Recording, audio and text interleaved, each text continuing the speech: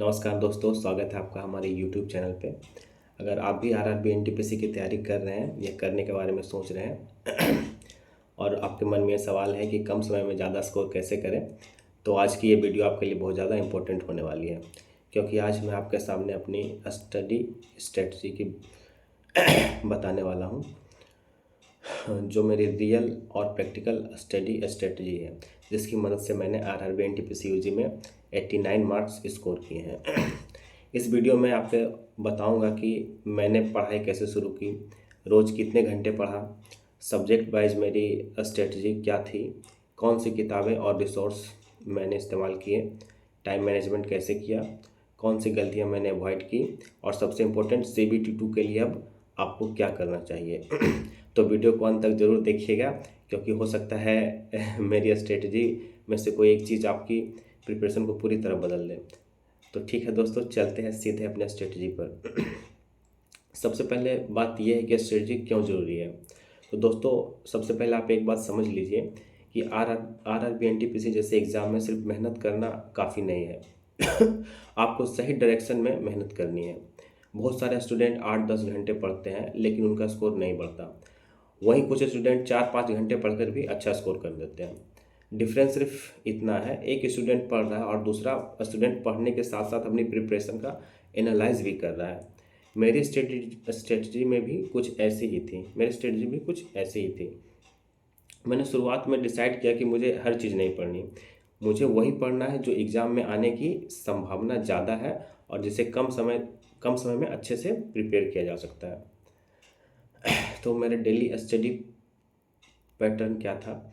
अब बात करते हैं कि मैंने अपना दिन कैसे मैनेज किया। मेरे हिसाब से आपको शुरुआत में 10-12 घंटे पढ़ने की कोई ज़रूरत नहीं है। अगर आप अभी शुरुआत कर रहे हैं अगर आप अभी शुरुआत कर रहे हैं तो 4-6 घंटे की क्वालिटी स्टडी भी काफ़ी है। लेकिन इन घंटों में आपका पूरा फोकस पढ़ाई पे होना चाहिए। मैंने अपनी पढ़ाई को मुख्य रूप से 3 हिस्सों में डिवाइड किया था। पहला कॉन्सेप्ट, दूसरा प्रैक्टिस और तीसरा रिवाइज और एनालाइज। सबसे पहले किसी भी टॉपिक का बेसिक कॉन्सेप्ट समझना है। कॉन्सेप्ट समझने के बाद उसी टॉपिक के क्वेश्चन सॉल्व करना है। जो गलत हो उसे देखना है और दोबारा रिवाइज करना है। यही तीसरा हिस्सा सबसे ज़्यादा ज़रूरी होता है, जो बहुत से स्टूडेंट छोड़ देते हैं। मान लीजिए आपने 100 क्वेश्चन अटेम्प्ट किए जिसमें से 30 गलत हुआ। अगर आपने सिर्फ 100 क्वेश्चन लगाने का काम किया तो आपका काम पूरा नहीं हुआ है। आपकी असली काम तब पूरा होगी जब आपको पता चलेगा कि आपको 30 क्वेश्चन क्यों गलत हुए और कौन से क्वेश्चन गलत हुए, और आप उसे सीखने का प्रयास करेंगे और उसे रिवाइज करेंगे। तो अब हम सब्जेक्ट के स्ट्रेटजी पे आते हैं। तो सबसे पहले मैथ से शुरू करते हैं। मैंने तो मैथ कहीं से किसी टीचर से पढ़ा नहीं है, वो ही 9th-10th में जो पढ़ा था बेसिक कॉन्सेप्ट, उसी पे मैथ बनाता था। और मॉक टेस्ट के दौरान जो मैथ या जो टॉपिक मुझसे नहीं बनते थे, यूट्यूब पे बहुत से टीचर हैं, मैं सर्च करता था, उसका टॉपिक आ जाता था और मैं यूट्यूब से ही मैंने सीखा। तो मैथ आप कहीं भी पढ़िए, किसी भी सर से पढ़िए, मतलब मायने नहीं रखता। बस मैथ में सबसे बड़ी चीज़ है कि आप प्रैक्टिस कितना करते हो और कितना मैथ का प्रैक्टिस कितना करते हैं। मैथ प्रैक्टिस का ही खेल है। आप जितना प्रैक्टिस करिएगा मैथ आपसे उतना ही जल्दी सॉल्व होगा और उतना टाइम कम लगेगा और सीखेंगे भी आप उतना। और फिर अगला सब्जेक्ट रीजनिंग है। तो मेरे हिसाब से रीजनिंग तो नॉर्मल ही आता है, रेलवे में सबसे बन जाता होगा। और मैंने रीजनिंग की भी क्लास कहीं की नहीं, रीजनिंग भी मॉक टेस्ट से ही सीखा और खुद से ही प्रैक्टिस करते करते ही सीखा। और जो टॉपिक फिर वही समझ में नहीं आता था, यूट्यूब पे उसका क्लास देखा और वहाँ से सीखा। तो रीजनिंग और मैथ आपके एग्ज़ाम का सबसे स्कोरिंग सब्जेक्ट होता है। आप रीजनिंग और मैथ का जितना प्रैक्टिस करिएगा एग्ज़ाम के लिए आपका उतना ही अच्छा है, क्योंकि आपका जो मार्क्स बढ़ाता है वो मैथ और रीजनिंग ही है।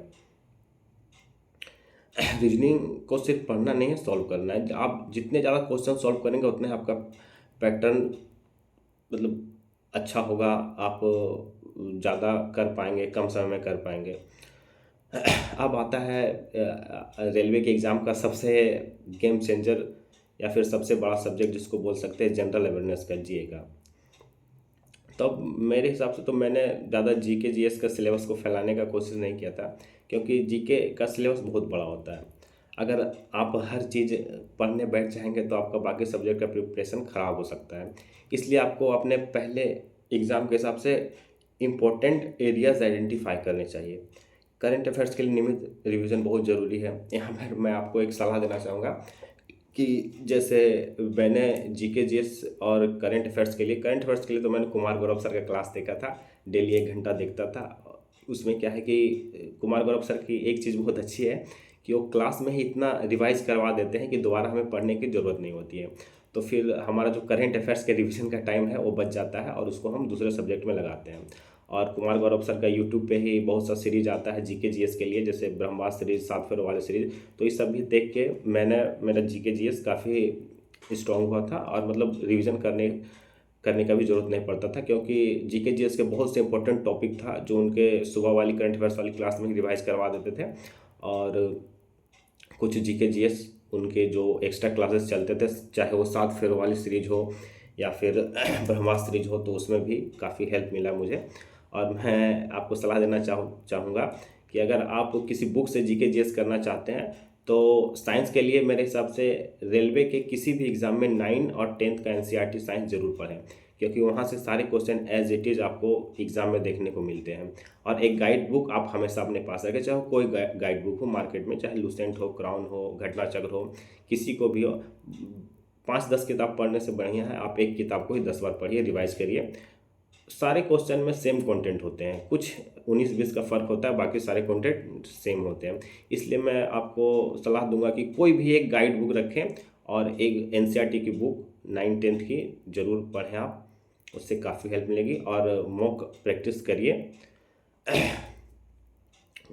मॉक स्टडी करिए जीके जीएस गाइड बुक और एनसीईआरटी से, और सेक्शनल टेस्ट लगाइए, मॉक प्रैक्टिस करिए, जिससे आपका रिवाइज होता रहेगा।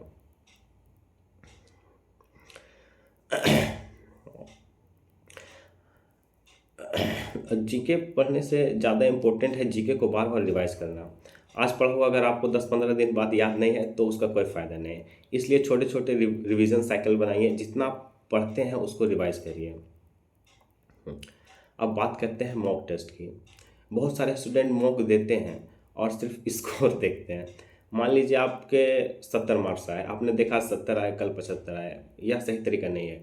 मॉक टेस्ट का असली फ़ायदा तब मिलेगा जब आप उसे एनालाइज करेंगे। हर हर मॉक के बाद कुछ चीज़ें ज़रूर देखनी चाहिए, जैसे मेरे कौन से क्वेश्चन गलत हुए, कौन से क्वेश्चन में अननेसेसरी टाइम लगा है, कौन से क्वेश्चन मुझे चाहे आपको आते हुए भी गलत हुए हैं। तीसरी कैटेगरी सबसे इंपॉर्टेंट है, क्योंकि अगर आपको क्वेश्चन आता था लेकिन जल्दबाजी में गलत हुआ है तो आपका एक्चुअल प्रॉब्लम नॉलेज नहीं है, आपका प्रॉब्लम है एक्यूरेसी और एग्ज़ाम टेम्परामेंट। क्योंकि एग्ज़ाम का प्रेशर भी होता है, लोगों को आता है वो क्वेश्चन भी गलत हो जाता है, बहुत बार ऐसा होता है, मेरे साथ भी बहुत हुआ है ऐसा कि वो क्वेश्चन मुझे आ रहा था लेकिन एग्ज़ाम में मेरा क्वेश्चन गलत हो गया। तो आप जितना मॉक लगाएंगे, जितना ज़्यादा मॉक देंगे, उससे आपका क्या होगा कि मतलब जो क्वेश्चन आपको आता है उसको गलती करने से बचेंगे। अब मैं बता देता हूँ कि मेरी सबसे बड़ी मिस्टेक क्या क्या है। अब मैं आपको अपनी प्रिपरेशन कुछ ऐसी बातें बताना चाहता हूँ जिन्हें आप अवॉइड कर सकते हैं। सबसे पहला मिस्टेक है, बहुत ज़्यादा रिसोर्सेज पर ध्यान मत दीजिए। 4-5 किताब, 6 किताब मत रखिए। कोई एक किताब या कुछ मतलब कम रिसोर्स रखिए जिसको आप बार बार रिवाइज कर सके। ऐसा ना हो कि 10-15 किताब ले लिए, हर टीचर का नोट्स ले लिए, तब वो फ़ायदा नहीं करेगा। सारे टीचर का नोट्स, सब टॉपिक लगभग सेम ही होते हैं, बस वो आप पे डिपेंड करता है कि आप उसको कितनी बार रिवाइज करते हैं।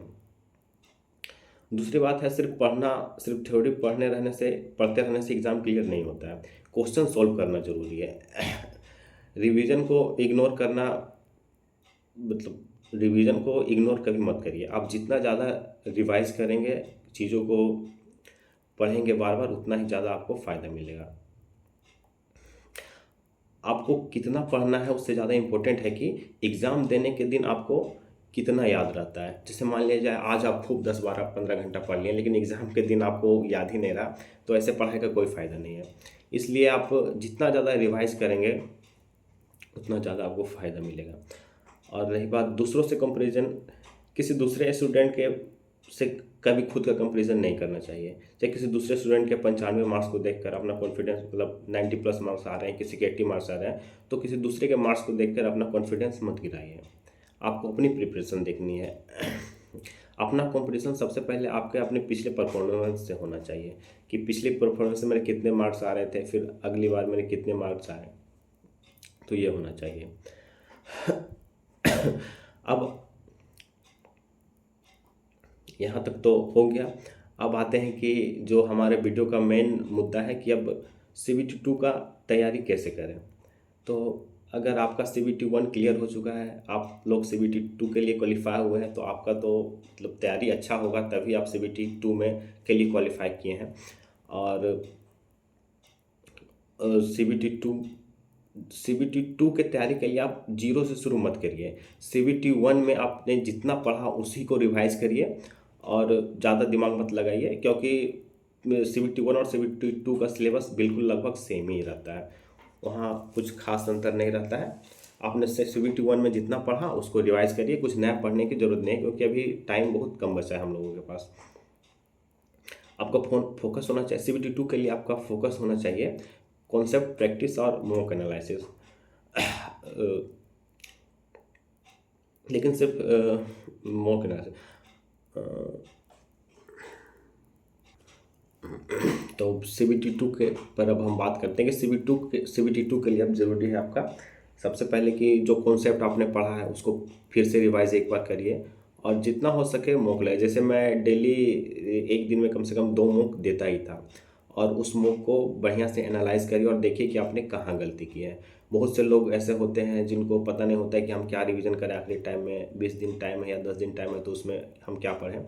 तो उसके लिए मैं आपको सजेस्ट करना चाहूँगा कि टेक्स्ट बुक के टेलीग्राम चैनल पे एक बहुत अच्छा 20 डे प्लान करके एक प्लान आता है, कोई भी एग्ज़ाम के 10-20 दिन पहले से वो आता है। जैसे अभी तो आया नहीं, लेकिन 1-2 दिन में वो आ जाएगा टेक्स्ट बुक के टेलीग्राम चैनल पे। तो मैंने CBT 1 में वहाँ से ही तैयारी किया था 20 दिन, मतलब मेरे लिए वो 20 दिन जो स्टडी प्लान था टेक्स्ट बुक का बहुत फ़ायदेमंद रहा है, क्योंकि उससे कुछ मैंने उसका जो मॉक लगाया उसमें बहुत से क्वेश्चन ऐसे थे जो same as it is exam मतलब सेंटर में पेपर में वही क्वेश्चन देखने को मिला। तो मुझे उससे बहुत फ़ायदा हुआ, और एग्ज़ाम का जो उनका मतलब स्टडी प्लान में जो कंटेंट था काफ़ी एकदम पैटर्न सेम था उनका। जो रेलवे के एग्ज़ाम्स होते हैं क्वेश्चन भी मतलब लगभग सेम ही थे उनके। तो बहुत अच्छा स्टडी प्लान लोग बनाते हैं, तो मैं सजेस्ट करूँगा कि एक बार आप वहाँ पे जाके भी उनका स्टडी प्लान फॉलो कर सकते हैं और देखिएगा 2-4-5 दिन में ही आपको समझ में आएगा कि बहुत फ़ायदा करता है। तो दोस्तों मैं अब आप लोगों के साथ अपने विनिंग फार्मूला के बारे में शेयर करना चाहूँगा कि मेरी मतलब ऐसी क्या खासियत रही है कि मैं बहुत से एग्ज़ाम में क्वालिफाई किया हूँ और मेरा एग्ज़ाम में मतलब प्री लगभग हर एग्ज़ाम का हो जाता है। तो सबसे पहले मैं स्मार्ट प्रिपरेशन, मैं आपको बताना चाहूँगा कि स्मार्ट प्रिपरेशन करिए। हर चीज़ को पढ़ने की ज़रूरत नहीं है। कुछ लोग ऐसे भी होते हैं जो सिलेबस में नहीं है, जो फिर पढ़ना नहीं है, उस पर भी बहुत सा टाइम बर्बाद कर देते हैं। तो सबसे पहले आप चीज़ों को समझिए कि हमें पढ़ना क्या है। दूसरा कि आपका टाइम टेबल रियलिस्टिक होना चाहिए। जैसे कि मान लिया जाए हम टाइम टेबल बना लेते हैं 15 घंटा का, 15 घंटा पढ़ते हैं और 15 घंटा पढ़ नहीं पाते हैं, तो फ़ायदा नहीं होता है। आप 5-6 घंटे पढ़िए, लेकिन मन से पढ़िए। 5 घंटा में आपका सारा फोकस पढ़ाई पे ही होना चाहिए, 6 घंटा में पढ़िए। क्योंकि मैं अपने पे ले लेता हूँ कि जैसे मैंने 10-12 घंटे या 15 घंटे पढ़ाई नहीं किया, मैं 6-7 घंटे ही पढ़ता हूँ, लेकिन पूरे फोकस के साथ पढ़ाई करता हूँ। और पढ़ाई के समय सारा ध्यान मतलब पढ़ाई पे ही रहता है, और उस 5-6 घंटे को मैं अच्छा से यूज करता हूँ। और फिर तीसरा बात रही कि बेस्ट रिसोर्सेज की। जैसे आपने टाइम टेबल सही बना लिया, स्मार्ट प्रिपरेशन करा, बेस्ट रिसोर्स मतलब कम रिसोर्स रखिए, लेकिन उन रिसोर्स को अच्छा से फॉलो करिए। ऐसा नहीं कि आप 5-10-15 किताब ले लिए और सबको पढ़ रहे हैं। आप एक ही किताब रखिए या कुछ कम ही रिसोर्स रखिए और उनको 10 बार 15 बार रिवाइज करिए, ताकि उस रिसोर्स से अगर कोई भी क्वेश्चन एग्जाम में आए तो आपसे छूटे नहीं। इतना होना चाहिए कि आपके पास जितने भी अवेलेबल रिसोर्सेज हैं उनसे अगर कोई एक भी क्वेश्चन आया तो क्वेश्चन छूटना नहीं चाहिए, तब आपका रिजल्ट जरूर होगा। और फिर अगला बात है कि मिस्टेक एनालाइज करिए। जैसे मान लीजिए आपने कोई मॉक टेस्ट लगाया है, उसमें जो जो क्वेश्चन सही हुए तो सही हुए, आपको आ ही रहे हैं, और जो क्वेश्चन उनमें गलत हुए एक बार उनको देखिए, उनके कॉन्सेप्ट को कहीं जाके बुक में पढ़िए या फिर यूट्यूब पे बहुत से टीचर अवेलेबल है, उनसे उनके वीडियो देखिए, लेक्चर देखिए और उस कॉन्सेप्ट को समझने का कोशिश करिए जो आपसे नहीं बना हो। और फिर अगला है राइट माइंडसेट रखिए। ऐसा नहीं कि एक दो मॉक टेस्ट खराब होने के बाद प्रिपरेशन छोड़ दें, ऐसा भी नहीं है। बहुत से लोगों के साथ ऐसा होता है कि एक दो मॉक टेस्ट में उनके मार्क्स ज़्यादा नहीं आते या नंबर ठीक नहीं आते तो लोग डिप्रेस हो गए। तो डिप्रेस होने की ज़रूरत नहीं है, बस आप रेगुलर प्रैक्टिस करते रहिए, एग्ज़ाम से पहले तक आपका परफॉर्मेंस अच्छा होगा। तो कभी कभी आपका स्कोर नीचे भी जाएगा, लेकिन डरने की ज़रूरत नहीं है। आप अपनी गलतियों से सीख रहे हैं तो ओवरऑल आपका ग्राफ ऊपर ही जाएगा। अगर आप अपनी गलतियों से सीख के उसका एनालाइज नहीं कर रहे हैं, फिर दोबारा रिवाइज नहीं कर रहे हैं, तो फिर पढ़ाई करने का कोई फ़ायदा नहीं है। आप लाख कोशिश करिए, फिर आपका रिजल्ट मेरे हिसाब से शायद नहीं होगा, क्योंकि जो गलती आप कर रहे हैं उसको एनालाइज करना ज़रूरी है और उसका प्रैक्टिस करना, उसके कॉन्सेप्ट को जानना ज़रूरी है। जब तक आप जो गलती कर रहे हो उसको सीखिएगा नहीं तो फिर शायद रिजल्ट होना मुश्किल है। तो दोस्तों ये थी मेरी रियल प्रैक्टिकल स्ट्रेटजी जिसकी मदद से मैंने आरआरबी एनटीपीसी यूजी में 89 मार्क्स लाए हैं इस बार। मैं ये नहीं कहूँगा कि मेरे स्ट्रेटजी को कॉपी करके आपको भी 80 या 90 मार्क्स आ ही जाएंगे, क्योंकि हर स्टूडेंट की अपनी स्ट्रेंथ होती है। लेकिन अगर आप मेरी स्ट्रेटजी से सही चीज़ें उठाकर अपनी प्रिपरेशन में अप्लाई करते हैं तो निश्चित रूप से आपको फ़ायदा मिल सकता है। और याद रखिए, मेहनत सभी करते हैं, लेकिन सही दिशा में की गई मेहनत ही आपको सिलेक्शन तक पहुंचाती है। अगर आपको मेरी ये स्ट्रेटजी यूज़फुल लगी हो तो वीडियो को लाइक करिएगा। और आप लोगों ने मेरे पिछले वीडियो में इतना प्यार दिया, इतना सपोर्ट किया, उसके लिए आप लोगों का दिल से आभार। आप ऐसे ही अपना प्यार मेरे ऊपर बनाए रखें ताकि मैं और नए नए वीडियो आप लोगों के लिए ला सकूँ।